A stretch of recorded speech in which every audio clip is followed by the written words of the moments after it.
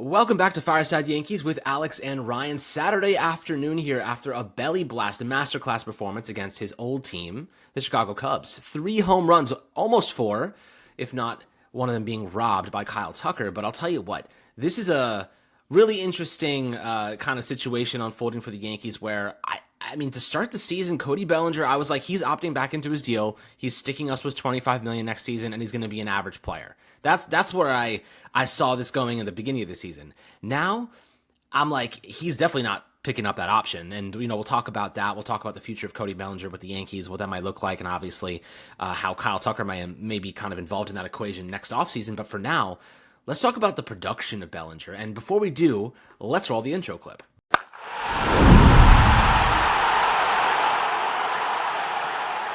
All right, Ryan, so Cody Bellinger, masterclass performance against the Cubs last night. What is your impression, his bounce back this season, his production, his defense is looking the best it has in years?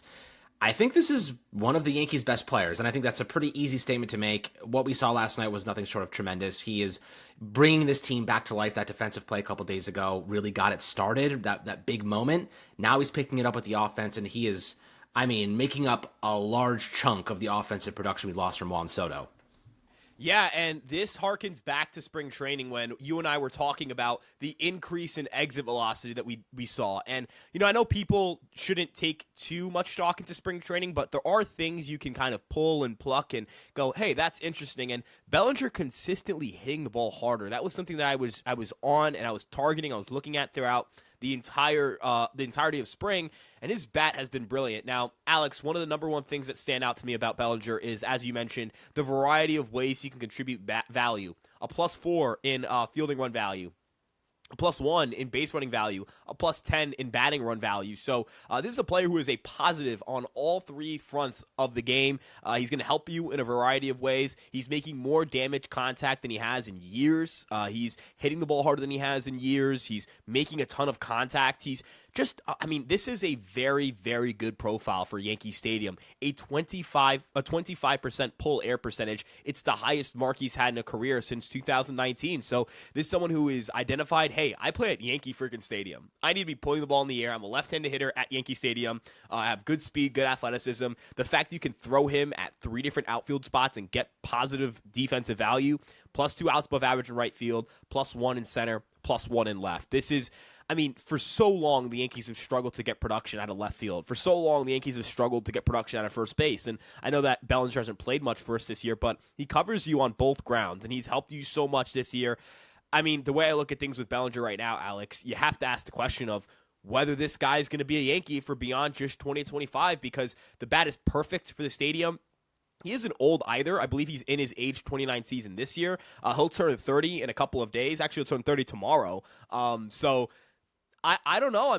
I don't think Cody Bellinger, I don't think I could just look at him as a one-year player. I think that there's going to be a real conversation to be had about this, and this is working out really well for both the Yankees and Cody Bellinger, because now he can hit the free agent market as a 30-year-old, and there will be teams flocking in to get someone who can be their primary center fielder or left fielder or right fielder or spot and play some first base in a heartbeat. Center fielders are hard to find, especially quality defenders out there. And as you mentioned, best defensive season he's had since 2022 in the outfield, +4 fielding run value.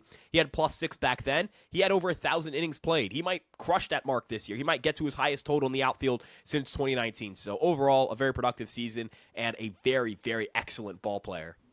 Absolutely. Excellent ball player. And I think that's a really good way to start this kind of segment here in what does the future look like for Cody Bellinger as a Yankee?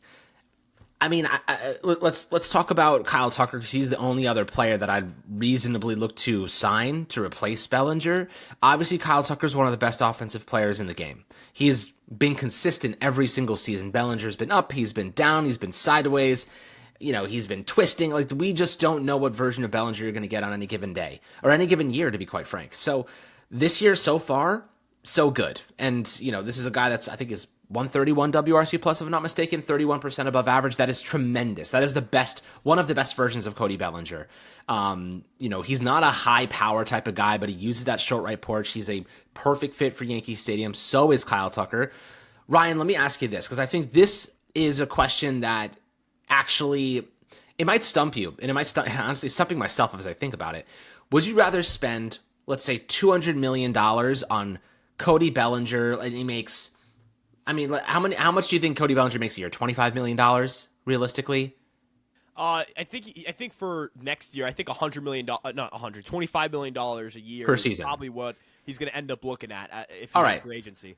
So let's say he signs a 5-year, $125 million deal, right? Would you rather sign Cody Bellinger to a 5-year, $125 million deal, or Kyle Tucker to a, let's say, 8 or 9-year, $400 million deal? The AAV ends up being similar to a degree, Tucker being more obviously, but do you think that you'd rather opt for the less years for Bellinger or the more years for Kyle Tucker, and then you could use money a little bit more strategically to add other pieces around Bellinger? That way you have a little bit more flexibility long term. What would you prefer? So if you ask me, look, I think Kyle Tucker is the better baseball player. I've said that consistently. I've said throughout the season. It will take a miracle for me to want Cody Bellinger over Kyle Tucker. And I do still feel that way. I do still feel like Kyle Tucker is a better player and that you should sign Kyle Tucker because when you try to project long-term value, Kyle Tucker may produce more long-term value for you than Cody Bellinger. He's a year younger. I consider him the better offensive player. And I also think if you moved Kyle Tucker's swing to Yankee Stadium that he would be a much better hitter. If you look at his expected home runs at Yankee Stadium this year, he has lost a lot of home runs to playing at Chicago. If he played all of his games at Yankee Stadium, he would have 24 home runs compared to 17. That's a big difference. Big pull fly ball hitter. Again, I simply cannot sit here and tell you with any degree of confidence that I would still take Cody Bellinger over Kyle Tucker.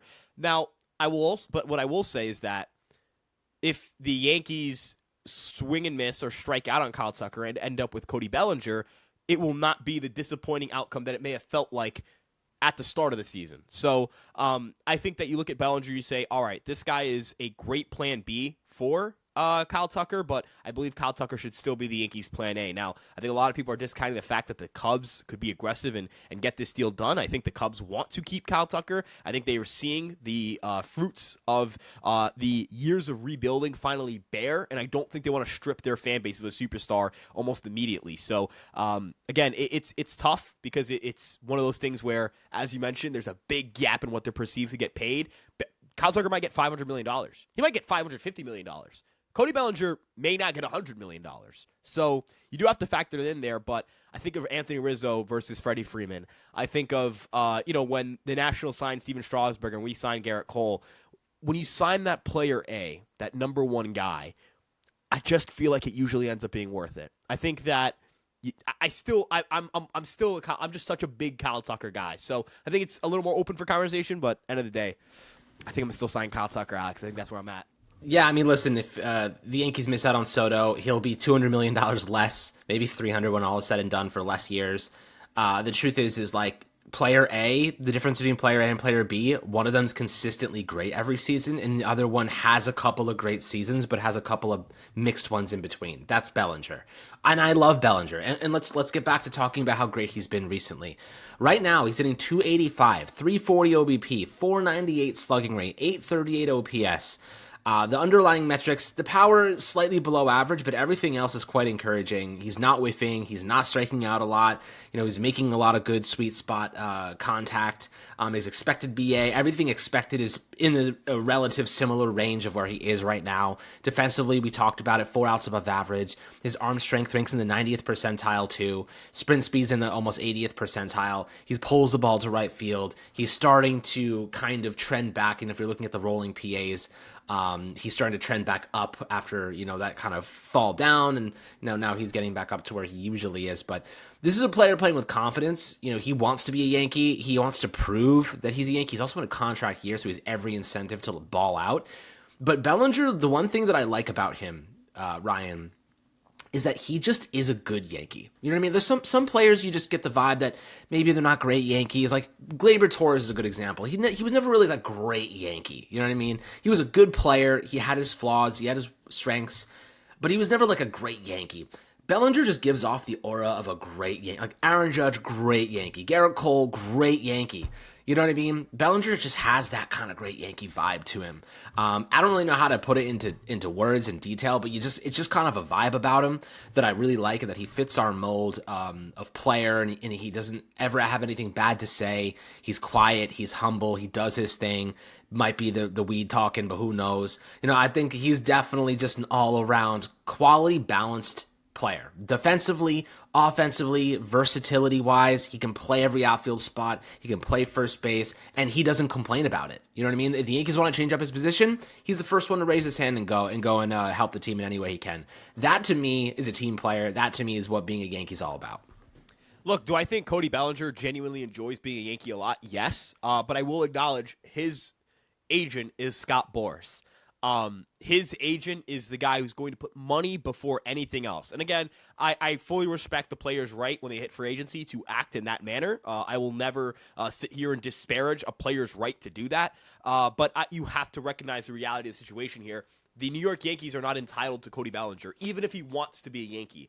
And I think that the Juan Soto sweepstakes should be a wake-up call for the Yankees as an organization, the fan base, and really any parties involved in free agent processes, that who you are as an organization does matter in terms of like how excellent you are, but that there are other excellent organizations in baseball as well. Now, what I will say is also because Bellinger can play center field, that market's going to be a little more vast. Would I be shocked if the New York Mets were interested in Cody Bellinger because he can play center field? No. Would I be shocked if a team like the Los Angeles Dodgers even were interested in Cody Bellinger because he can play center field? Again, no, I wouldn't be stunned. So there could be some excellent organizations that at least pique interest in Bellinger. Could the Astros shell out some cash? Framber Valdez is a free agent. Maybe they feel a little less, maybe they feel a little more reluctant to sign someone like Bellinger, knowing that they have a big free agent themselves. But they strike out on Framber, right? That guy's right there. The Braves, they could use outfield help. Are they going to be interested in Bellinger? I know they were interested in him over the winter. The Blue Jays were a team that were interested in Bellinger in the winter. I know they signed Anthony Santander, so I don't know how they'd make that fit work. But if they still wanted to go after him, they could. The San Francisco Giants would be a great fit. The San Diego Padres would be a great fit. If the Cubs struck out on Tucker, that'd be kind of funny, right? Like if the Yankees signed Tucker and the Cubs brought back Bellinger, who they traded to create luxury tax space to bring in Kyle Tucker, that'd be pretty funny. But my point is, Bellinger's going to appeal to the market. Like, for every reason that a New York Yankee fan would sit back and say, hey, just sign Bellinger, don't worry about Tucker, like, look at the market value difference, et cetera, every other team in baseball is not blind to this. If you're a team like the Mets, you just signed Juan Soto, you may not want to spend $500, $600 million on another player, but you want an outfielder. Hey, Cody Bellinger's right there. Move Nimmo to left field, put Soto in right field. Don't worry about Tyrone Taylor and playing him, and you can play McNeil in the infield full time. That would make sense for the Mets, and I don't think Cody Bellinger and Scott Boras are going to stick their nose up at the Mets. Again, I'm not saying that to fearmonger. I'm just saying it to say the Yankees cannot go into this thinking, oh, well, he likes being a Yankee, so he will remain a Yankee. He likes being a Yankee. He's also got Scott Boras, who likes dinero, money, moolah, cash. That's what Mr. Scott Boras loves. So what I will say, Alex, is if it's a $300, $400 million gap in contract, like, that's tough to ignore if you're signing Bellinger or Tucker, right? Like, it's especially because, dude, they need an infielder. Like, I don't think they're going to get a guy with multiple years of control who's worth the money. Do you want Brian Hayes and $32 million of that deal for 4 years? You want Ryan McMahon and $32 million of that money for 2 years? No, you probably want Suarez or an IKF or a Yohan Moncada, someone you can just kind of like kick to the curbside in the winter. They might need to sign someone. So they might have multiple holes to address. And also, like, the rotation. Are they going to need to sign a starter this winter? Are they going to need to sign? They're going to need to sign bullpen arms. Like, there's a lot. I think that Bellinger's free agency will be a very interesting one. He's now catapulted himself into one of like the three best players hitting the market, in my opinion. I absolutely agree. And listen, the Yankees are going to have plenty of money to spend, right? You still have, DJ LeMahieu's on the books for $15 million next year, but he'll be off the books after 2026. Aaron Hicks is being paid $10 million right now, not even to be in the league. So that money will be off the books after this year. Marcus Stroman's money will be off the books. That's $17 million. Paul Goldschmidt's $12.5 million. Devin Williams, $10 million. Like, the Yankees are about to clear $50 million. In salary to spend. So the question is really, where are they going to apply that? Bellinger's also another one with $20 million. So actually it's more like 60 or 70. I think that alone gives you the confidence to say you can go bring back Devin Williams if you want. You could bring back Luke Weaver if you want, but you're right. They're going to have to spend on bullpen arms and good ones, not reclamation projects, not underlying guys, good bullpen arms. And, the truth is that they might look to their starting rotation and say, we could leverage one of these young guys to get some good bullpen pieces. And they could go in that direction, right? Next year, let's assume they go into the season. You have Garrett Cole, Carlos Rodon, Max Fried. I mean, theoretically, you have Clark Schmidt back at some point during the season. You have Luis Heel, you have Will Warren, and you have Cam Schlittler now. So, what are you going to do with all these extra arms? It's never a bad idea to have extra arms, for what it's worth. Clark Schmidt, you can't really factor in next year. So, like, one of those guys ends up being the number 6, which is fine. Garrett Cole coming off Tommy John surgery. Like, you need to have that insurance policy. So I don't necessarily think they have to trade any young, kind of rising arms, but they're going to have to spend some money on them. And maybe they could leverage some prospects to get that done, some guys with some control. We'll see how that kind of goes for this team.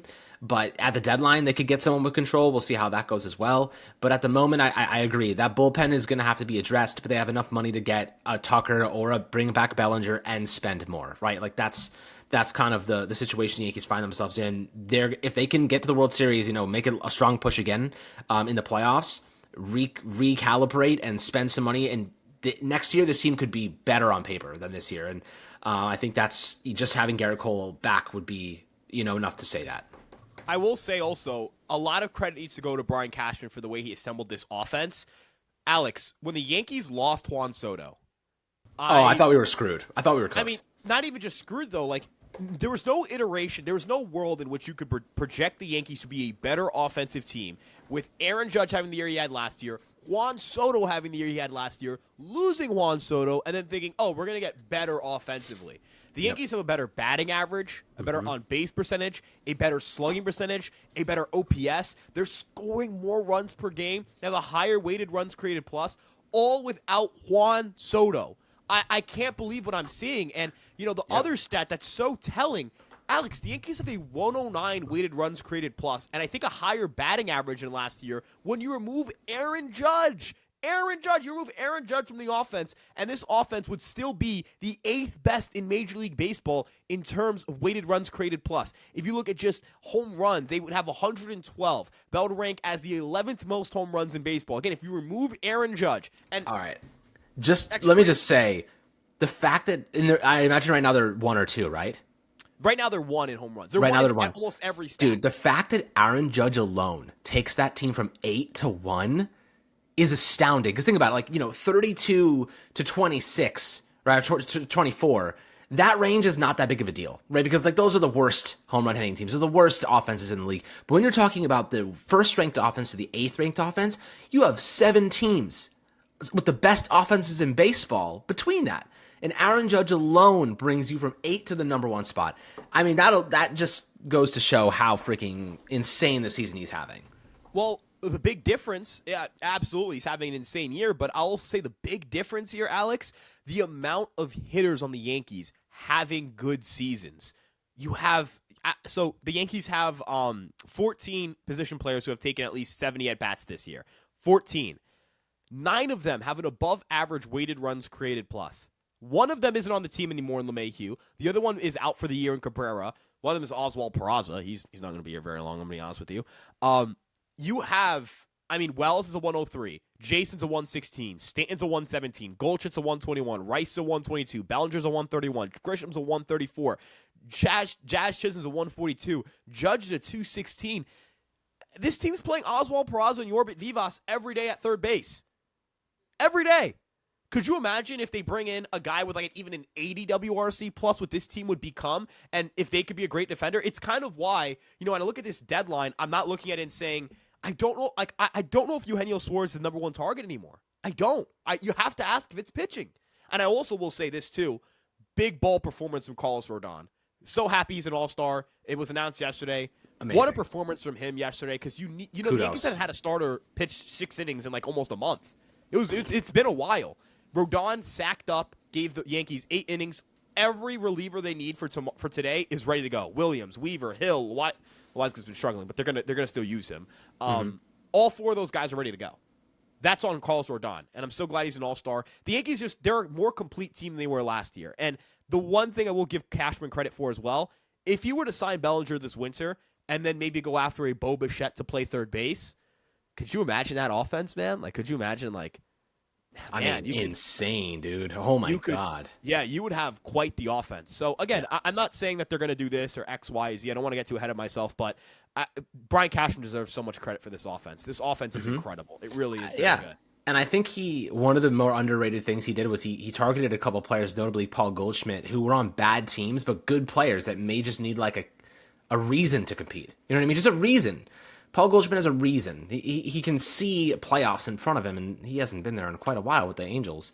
Rather, the Cardinals, sorry. So, I do think that when you're looking at, just the way this team has been constructed, some guys started off cold. Bellinger started off cold. Williams started off cold. But now they're starting to turn things around in a big way and become the usual expected pieces we anticipated when we got them. I thought Juan Soto, losing him would be devastating. I thought the Yankees would pivot and they'd get some really good talent. I mean, we haven't even mentioned Max Fried and what he's done this year. I mean, we're talking about a guy that would just bow out of the All-Star game so that Rodon could get in. You know what I mean? Like, those guys are on the same freaking team. So, pretty awesome to think of it that way. But yeah, you're right. Like, Carlos Rodon, what a great bounce back from him. Guys are stepping up, losing Garrett Cole, losing Clark Schmidt. This team can still dominate. Right?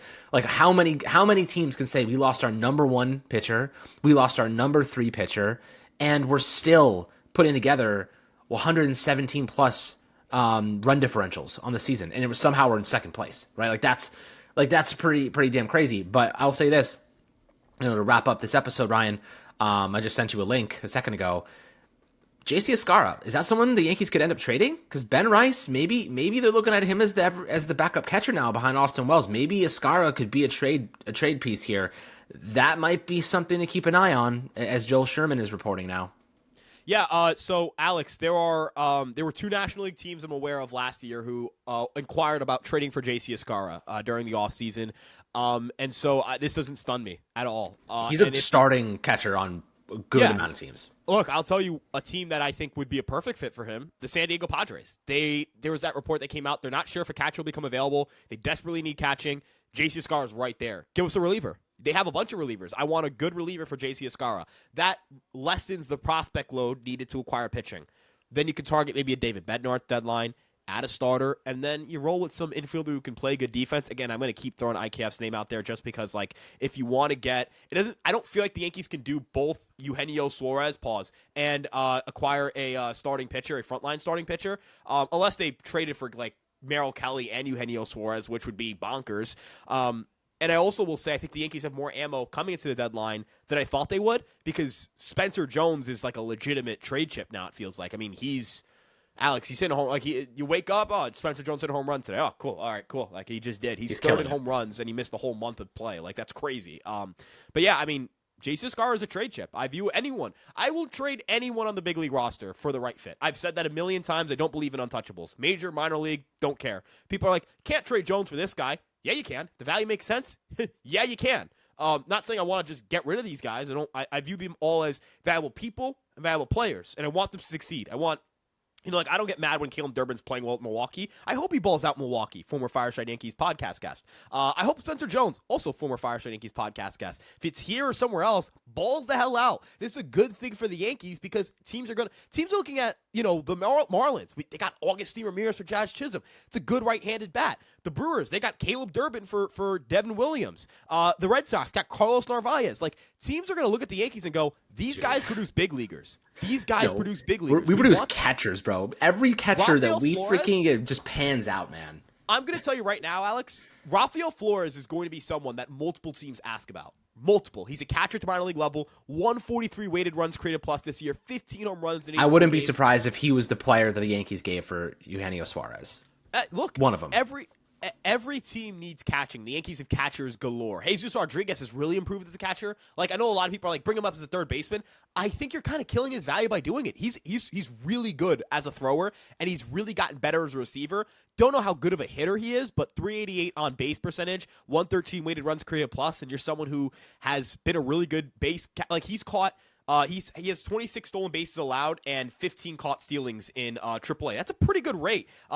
He's catching almost 40% of base stealers. That's freaking good, man. And if you count as AA, 2 stolen bases, 1 caught stealing, so that'd be 28 steals to 16 caught stealings. That's brilliant stuff, man. Jesus Rodriguez someone's gonna trade for Jesus Rodriguez. Someone is gonna trade for him. Good contact hitter. Someone's gonna trade for him, Alex. Yeah, Yankees I mean, have listen, chips. Push them all in. I'll tell you what. Yeah, absolutely push them all in. This is this is a chance. You can't waste a Judge season like that. You can't waste a Fried season like this, let alone Jazz and Bellinger, Rodon. You can't waste this type of performance right now. Theo Goldschmidt. T.O. Goldie. Like he have to make sure you maximize this. But I'll tell you what, the Yankees are in the catcher business, man. Yeah. It is one of the most difficult positions to develop, especially balanced catchers that are not only elite defensively, which the Yankees churn out on a yearly basis nowadays, but also good offensively. They are consistently churning out quality balanced catchers, and teams. It's one of the most thin positions in baseball, and teams need good quality catchers. We've now supplied the Red Sox with a quality catcher, the Marlins with a quality catcher. I mean, I guess we technically traded Higashioka, who was decent last year. Trevino to the Reds. Like, we have just been handing out catchers to the entire league. JC Escar, like you said, could be a guy to be sent to the Padres or another team. We just can't stop giving away our quality catchers, and the reason is we have one ourselves in Austin Wells. And if you start Escar somewhere else, that's six, including Wells. Six catchers. We're supplying, dude. We're the plug. We're the catcher plug. We're the plug for catchers. That will start in big league. Start for major league teams will be Yankee products. Yes, 6. That's crazy. 6. That's 20% of the league. Guys who came up for quarter of the league. The Yankees. Yeah, that's crazy. And there's one position you can't really find a free agency: catchers. Mm-hmm. How many great catching free agents have existed? JT Realmuto. They don't let teams don't let catchers go. Yeah. Also, teams don't extend catchers either. So they're usually too old to give a big deal to. Exactly. Like, Escar's 30. Yankees, this is a market inefficiency. The Yankees have captured it, and the Yankees are going to trade pitchers too, and they're going to have arms. I'll tell you, got one guy right now, Alex, who I think is going to get a lot of calls, or teams should call about. Ben Shields, back in AA, shove it in AA, 30+% strikeout rate in 2 years at AA. Good fastball, good breaking balls, has a splitter, lefty, crafty.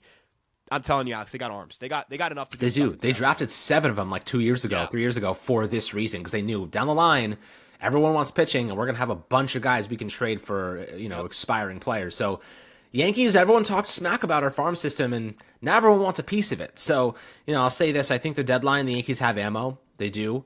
I think that there's going to be moves. We're going to see lots of upgrades, just depending on what caliber of upgrades they actually execute here. I think they'll probably target bullpen arms with a little bit of control, a starting pitcher on an expiring deal, and an infielder on likely an expiring deal. If they don't get Suarez, I do think they will probably go get IKF, and they'll stick him at third base because he is better than Oswald Peraza, and he's better than Yorbit Vivas, and I think that's really all you can ask for at this point. It's just something better on a nominal cost. So it's not my favorite thing. It's not the best, but it's better. And if it's between IKF and nothing, I mean, Ryan, I don't know about you, but I'd rather have IKF than nothing. I will fully agree. Watching Oswald Peraza play the sport of baseball is very rough. It's very rough. It's a very tough. Defensively, it's tremendous, but in the batter's box, you're basically like, unless it's an anomaly, he can't. I mean, that was horrid. Oh my god! The real problem that they had this guy practicing bunting the next afternoon. Yesterday. I think. Look, I'll say this until the cows come home. Is that the saying? I don't even know. Point is, if you can't bunt and you're a bad hitter, you can't play baseball. You got to be your bench piece. You can't play the sport. I mean, he is a bench piece. Like that's. Yeah, I can't. He's a fringe MLB rostered guy. Like he's a fringe player. How can you play the sport if you can't bunt and can't hit? Right? If you can't do either, and you strike out 27% of the time. Mm-hmm. Yeesh. Yeah. Yikes. Yep. Ugly. Hideous. Sorry. Yeah. Very, very. I mean, the craziest thing. I think Sam and I were talking in the chat last night. Like a Brian Hayes. He's like, he's a horrible offensive player. He is. He is twice as good as Peraza. Isn't that crazy? Brilliant. He's a brilliant defensive player. I'm saying just offensively. Offensively, I think he's a 64 WRC plus. Peraza has a 30, I think. Like, despite the fact Brian Hayes is a horrible offensive player, he is twice as good offensively than Peraza, which is hysterical levels of, like, that should just tell you how bad Peraza is offensively. But defensively, he's a magician, right? Like, tremendous defensive player. That's why he's on this team right now. He is a holdover until we have another piece on this team. But we'll see what the Yankees do here. I know you come here for the Cody Bellinger talk. You end up learning about every prospect in the Yankees farm system, but that's what you get at Fireside Yankees. You're walking away a smarter Yankee fan. And now when you're at the bar, things are happening. I know it's July. You're at the bar. You're hanging out, talking to the friends. Talk about Elmer Rodriguez Cruz. Who the hell's that? You're talking about Ben Hess. Who the hell's that? Promoted. Yeah, exactly. Talking about, speaking of promotions, shout out to Elmer Rodriguez Cruz going to Double-A, and outfielder Jace Avina also getting promoted to Double-A. So a couple guys taking some spots in Somerset, where Ryan, I'm sure, will be doing some live coverage at some point, so you guys get more information on these prospects. But if you're looking for information on the future of this team, you're at the right place. You're at the right podcast, because Ryan is so knowledgeable on these young players. And also, we've been kind of plugging the links, putting the roots down. We're friends with Rock Riggio in the DMs. Cam Schlittler loves us, follows us on Fireside Yankees Instagram.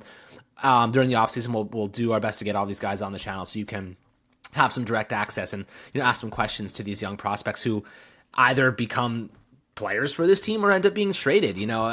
Right now, Cam Schlittler is on this team. He's on this roster. Rock Riggio, don't sleep on him. He's probably going to get traded because he's a second baseman, but who knows at this point? He is. You never know if he can figure out third. You never know. Versatility. You never know. Look, the Yankees very quietly. I know Spencer Jones is leading all hitters and weighted runs created plus at the minor league level, but pretty sure Rock Riggio's fifth. Rock Riggio's been he's having a good year, man. Best hitters in he's sixth. Sorry, he's tied for fifth. The Yankees have two of the 10 best performing hitters in minor league baseball this year.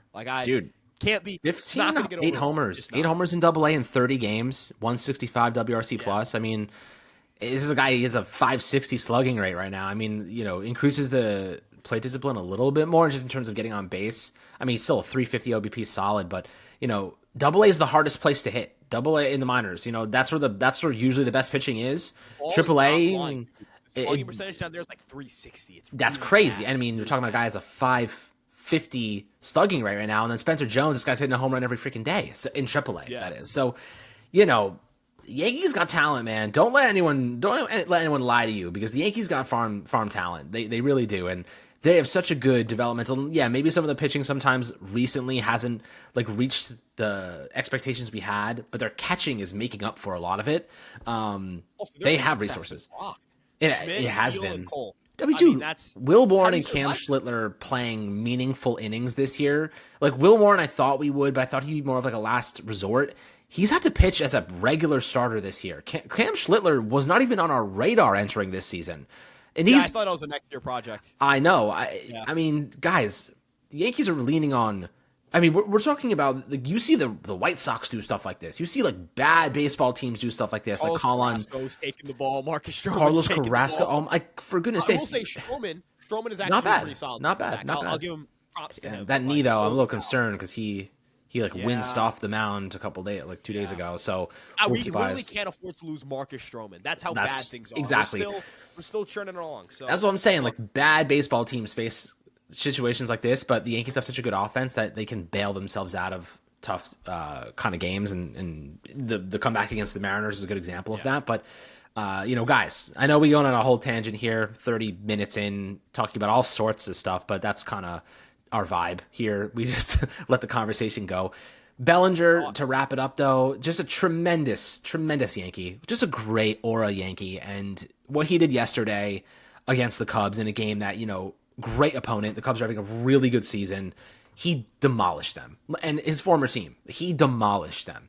And he's been demolishing pitching consistently over the last 3 months. So hopefully he can continue that into the playoffs and, second half of the season, obviously after the All-Star break. But just one last thing. I think he got snubbed from the All-Star game. The fact that Julio Rodriguez makes it over him, little interesting. To say the least. Randy Rosarena. Bellinger's been better than all of them. Defensively he's been tremendous. Offensively been far exceeding. Rodriguez is 100 WRC plus.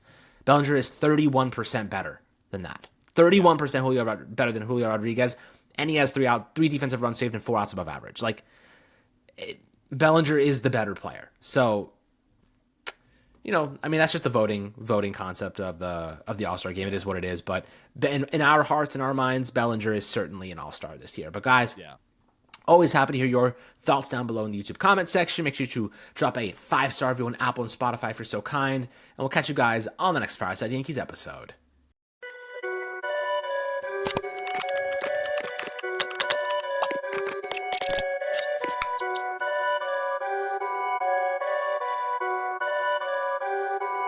Perfect.